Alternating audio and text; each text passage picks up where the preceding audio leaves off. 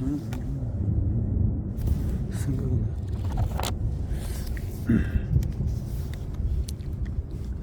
맥락 이것이 읍진된 중요성에 대해서 결과가 무엇을 의미하는가.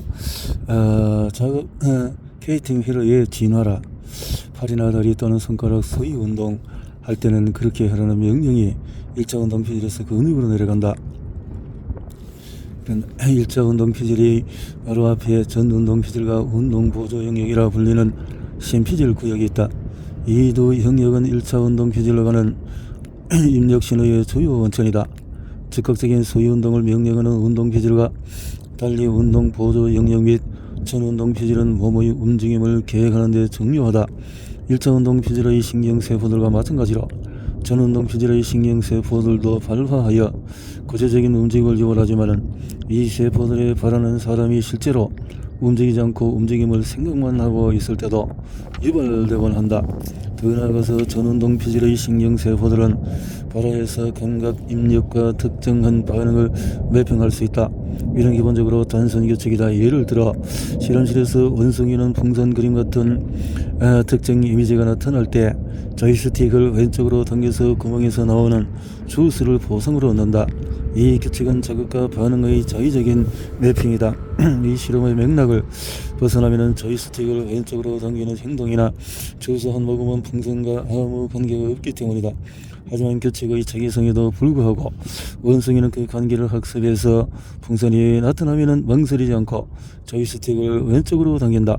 특히 일단 규칙을 학습하고 나면은 원숭이가 풍선 그림을 보고 조이스틱을 왼쪽으로 당기겠다고 계획할 때 전운동 피질의 특정 신경세포들이 발화한다. 사실 전운동 피질의 신경세포들처럼 전운동 피질의 신경세포들도 서로 연결되지 않은 자극이나 반응이 아니라 자극과 반응이 이어진 규칙 그 자체로 발화할 수 있다. 이런 단순한 자극 반응 규칙은 자극에 따라서 어떻게 행동해야 할지 직접 지시한다는 점에서 1차 방침이라고 불린다. 전운동 피질은 자극과 움직임 간의 단순 규칙을 표현하는 이런 능력이 있어 1차 운동 피질과 구별되는데 그 능력은 그곳에 들어온 정보의 결과일 것이다. 운동 피질이 주로 전전도 피질로부터 입력 정보를 받는 것과 달리 전운동 피질은 다른 신피질 영역으로부터 입력 정보를 받는다.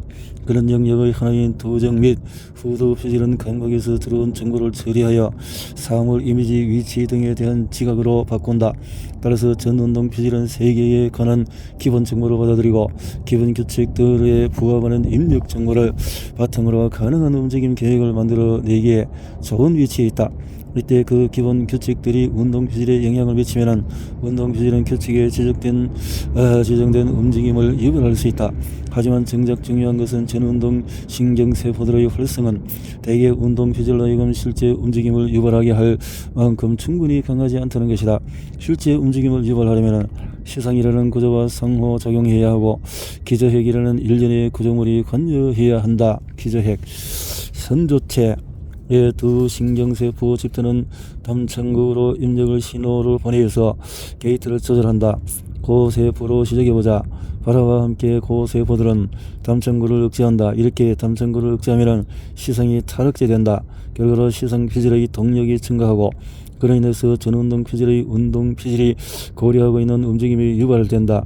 이렇게 고세포들이 발화할 때 우리가 무늬에 비유한 게이트는 닫힌 상태에서 열린 상태가 되고 고세포의 발화는 주로 움직임을 집행하게 하는 반면에 노고세포의 발화는 그 반대의 효과를 낳는다. 노고세포들은 담창구의 다른 영역인 외절로 신경섬유를 받는다. 외절은 다른 억제를 형성하는데 이 경우에 그 대상은 뇌절이다. 선조체는 자신의 게이트를 통해서 조절하는 전운동 및 운동 피질 영역으로부터 신경섬유를 직접 받고 그래서 선조체도 전운동 피질이 현재 고려하고 있는 행동에 관한 소식을 받는다. 시상, 미상핵, 간접 경로, 담창구 외절, 운동 영역, 고세포들의 노고세포들은 현재의 모든 입력 신호에 의거하여 전운동 피질이 고려하는 행동을 하게 하지 말지를 결정한다. 여기서 다음과 같은 의문이 들지도 모른다. 피질 선조의 고경로와 노고경로는 어떤 행동이 취하기에 좋은 것이고 어떤 행동이 그렇지 않은 것인가를 어떻게 할까? 문제는 중요하다. 이 문제에 대한 설명이 없으면 사실은 또 다른 호문쿨루스를 가정하고 거기에 선조체라는 이름을 붙인 셈이 되기 때문이다. 7장에서 자세히 논의하겠지만 선조체는 도파민을 운반하는 체계들로부터 주요한 입력 신호를 받는다. 도파민은 보상 경험에 따라서 조절되는 신경 전달 물질이다. 지금은 간략히 살펴보자. 우리가 긍정적인 결과나 부정적인 결과로 이어지는 행동을 할 때 도파민 수치는 그에 따라서 높아지거나 낮아진다. 다른 효과 중에서 도파민 수치가 변하면 선조체의 시냅스 강도가 영향을 받고 고세포나 노고세포가 더 강해진다. 하지만 포유동물의 뇌에서 심피질이 발달하고 영장요의 뇌에서 전두피질 및 전전피질이 발달함에 따라 피질과 기저액 사이에서 다수의 루프가 발달했다.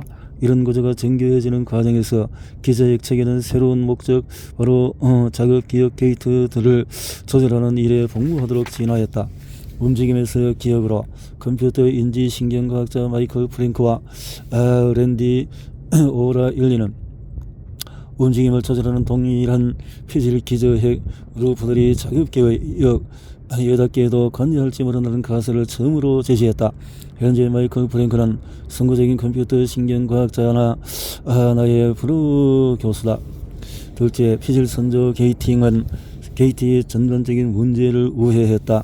마지막으로 선조체와 도파민이 연결된 덕분에 피질 선조 루프는 호문쿨루스를 기대지 않고 자극기의 게이팅 방침을 학습하고 실행할 수 있는 아주 자유로운 방법이 되었다. 이 메커니즘은 입력 게이트도 운영할 수 있다.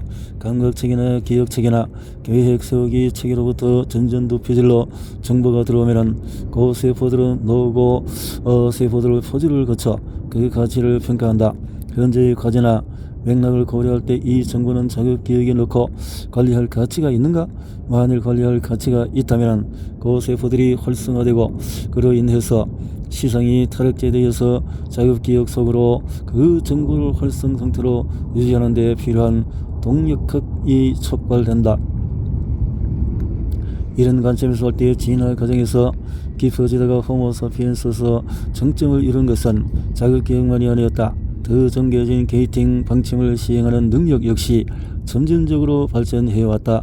사정에서 살펴보겠지만 실제로 자극기억에는 다수의 게이팅 루프가 있어서 우리는 뇌는 더 깊은 계획스럽고 위계적인 과제 조절을 해결할 수 있다. 요약하자면 전두피질 기저핵 시상 간의 타락제 동력학은 자극기억의 게이팅을 효과적으로 수행하는 메커니즘의 기반이 된다. 여기서 짚고 넘어가야 할 것은 이런 자극기억 모델이 과학적으로 확실히 입증된 게 아니라는 점이다. 신빙성이 있는 다른 생물학적인 게이팅 방법들은 피질 선조 상호작용을 필요로 하지 않는다.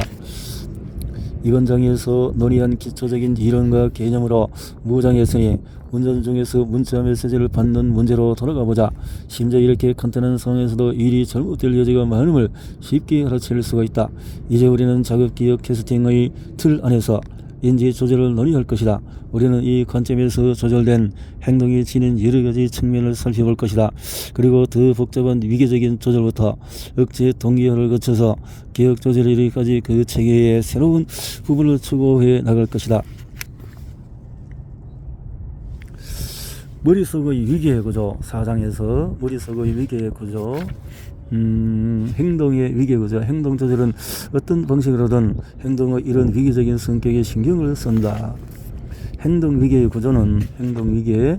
그래서 구조자들이 말하는 연합적인 이미지 소설에는 사고 및 행동의 계획이나 위계적인 표상에 들어설 필요가 없다. 계획 속에서 각 단계가 다음 단계의 순차적으로 연합되기만 해도 강의나 과제를 하기에 부족하지 않고 심지어 아침부터 저녁까지 하루를 보내기에도 충분할 수 있다. 마음속에 길이 보이듯이 이미지들이 우리 앞에 연속으로 펼쳐지기 때문에 당장 해야 할 행동에서 다음 행동으로 나아가기만 하면 된다. 20세기 초에 등장한 행동주의 심리학과는 구조주의의 그것이 자기 성찰적인 방법론을 비과학적이라고 거부했다. 그러나 선차적 행동에 관해서는 연쇄의 개념을 거부하지 않았다. 그들은 단지 연합된 이미지들의 연쇄를 그들이 주장하는 연쇄작용, 주변부 행동 연쇄로 대체했을 뿐이다. 마거렛 플로이 워시버는 순차적인 행동을 행동주의 이론으로 설명하는 놀라운 성과를 보였다. 55년 처음에는 코넬 대학교에서 티치너의 제자로 출발했고 1894년에 심리학 박사 학위를 딴 최초의 여성이 되었다. 55는 더치너의 이미지 연합 연세를 변환하여 의식적인 경험에 의존하지 않는 틀로 재탄생하려고 노력했다. 그녀가 보기에 의식적인 경험은 순차적인 행동의 결과라기보다는 사소한 부산물이었다. 하버드 대학교 심리학적인 신경학자인 칼 레실리도 심포지엄 참가자 중에 한 사람이었다. 순차적인 행동에 관한 레실리의 이론은 순차적인 행동을 실현하는 문제의 조절 개념을 명시적으로 도입했다. 인간의 뇌는 어디로 가거나 어디로부터 왔는지 전혀 모르는 채 하나의 하위 목표에서 다음 하위 목표로 터덜터덜 걸어가는 정적인 체계가 아니라 레실리는 지적했다. 그로부터 50년 후인 계산인지 신경과학자 매슈 보트 비니까 플로트 연합된 표성이 어떻게 별도의 과제 표성을 요구하지 않으면서도 포의 오류를 포함해서 순서상의 오류를 넣을 수 있는가는 질문을 답했다. 첫째, 하나의 전체 과제에 속한 하위 과제들은 신경 활성의 패턴이 비슷했다. 행동 내부. 둘째, 커피 내리기와 차 우리기에 모두 사용되는 하위 목표들은 서로 가족 유사성을 공유했다. 구체적으로 커피를 내리는 중에서 물 붓기는 차를 우리는 중에 물 붓기와 가족 유사성을 공유했다. 그 결과 이 모델은 자연스럽게 포획 오류를 저질렀는데 그 예능 하위 목표 단계를 잃어버렸을 때도 모델이 과제를 계속 수행해 나갈 수 있는 이유와 똑같았다. 이 예는 혼란스러울 시선이 다른 예를 들어보기로 하자. 차를 몰고 갈 친구 집에 가고 있다. 친구 집으로 가는 길은 평소 회사로 출근하는 길과 비슷하다. 방향을 트는 순서가 일부 겹치기 때문에 중간에 나오는 교차로에서 회사 쪽 방향으로 좌회전을 하는 대신에 오늘만큼은 우회전을 해야 한다. 이 교차로가 두 과제의 중요한 선택 지점이다. 이 교차로에서의 옳은 방향으로 돈다면 더는 출근길과 겹치지 않기 때문에 남은 경로에서 포획 오류를 범할 가능성은 없을 것이다. 보트 비니까 플로트의 모델은 레실리가 관심을 기울인 순서상의 오류는 거쳐온의 표상이 따로 없어도 연합의 결과로 발생할 수 있다는 것을 보여준다. 하지만 초기 연세의 모델에서 중요한 점이 개선되었다. 하지만 그렇다 할지라도 우리는 어떤 일을 하고 있을 때 과제의 하위 목표들과 무관하게 추상적인 목표를 마음에 유지하지 못한다는 뜻은 절대 아니다. 데스로터스는 지원자들이 순차적인 과제를 수행하는 동안에 fMRI로 그들의 뇌를 촬영했다. 나아가서 과제 수행에는 문외 측전 전두 피질의 이러한 활성이 필요했다. 2장 후반부에서 문외 측 전두 피질을 더 자세히 다루겠지만은 데스로터스의 실험은 순차적인 과제를 수행할 때 사람들은 가령 순서상 위치와 같은 추상적인 속성들을 추적하고 그걸 과제 수행의 수단으로 사용한다는 것을 입증했다. 자급 위기의 구조. 순차적인 행동을 제어하는 위계적인 인지 조절의 원리는 우리가 주변 세계의 상황에 따라 행동을 조절하는 규칙을 따를 때도 적용이 된다. 방침. 실험실에서 실내 목소리와 비슷한 위계적인 규칙 규제를 설정할 수도 있지만은 과제가 더 복잡해질수록 나는 이 규칙 나무의 맥락과 분기점을 추가할 수 있다. 중요한 이 실험에서 우리는 사람들에게 일련의 시각 자극을 보여주었다. 중요한 사실들은 참가자들에게 어떤 내용도 알리지 않았다는 점이다. 우리는 그런 위기의 구조가 전혀 없는 대조군 실험까지 진행을 했다. 위기의 구조의 메커니즘 3장에서 소개한 기본적인 자극기억 게이팅의 틀로 다시 돌아가보자. 하지만 이번에는 실내 목소리는 위기적인 규칙의 사례를 적용하기로 하자. 이 기본 틀을 조금 정교하게 다듬으면서 더 복잡한 위기가 있는 버전으로 그 규칙을 설명할 수가 있다. 위기적인 조절. 낮은 목소리 이렇게 운동을 해서 전두 여부 위계에 대해서 위계적인 규칙을 실행하기 어려울 때면 우리는 3장에서 논의한 자극 기억 캐스팅 시스템을 이용한다. 전두의 뒤에서 앞으로 배치된 다수의 피질 선조 게이팅 루프를 중첩함으로써 내는 더 깊은 규칙 너머로 게이팅 문제를 해결할 수가 있고